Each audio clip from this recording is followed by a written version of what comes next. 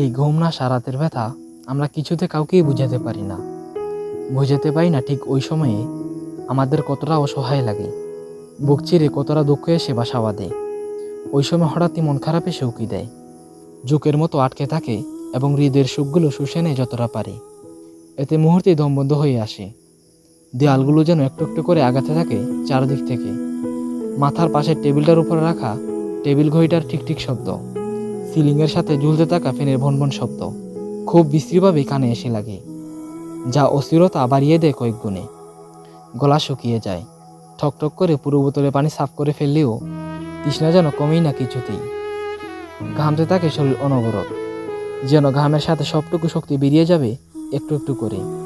চোখ দুটো জ্বলতে থাকে জল গড়িয়ে না পড়ার শোকে। রাত আরও গভীর হয়, ফোনের স্ক্রিনে সময় এগিয়ে চলে, কিন্তু ঘুম আর আসে না। তারপর একসময় পাখিরা জেগে ওঠে, টের পাওয়া যায় ভোর হচ্ছে। রাতের ঘুটঘুরে মেঘেরা ফ্লামিঙ্গো পাখির গোলাপির পালকের রং নিজের গায়ে মেখে নেয় সূর্যের উপস্থিতিতে। তারপর পূর্ব আকাশটা সূর্যের রক্তিম আলোতে ছেয়ে যায় এবং একসময় রাতের সবটুকু অন্ধকার গিলে ফেলে।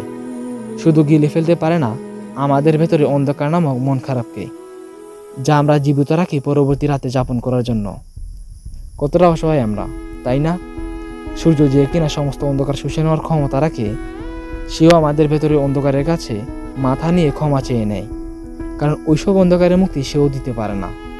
তাই তো ভেতরের অন্ধকার থেকেই যায় এই বুকে অতি সাধারণে।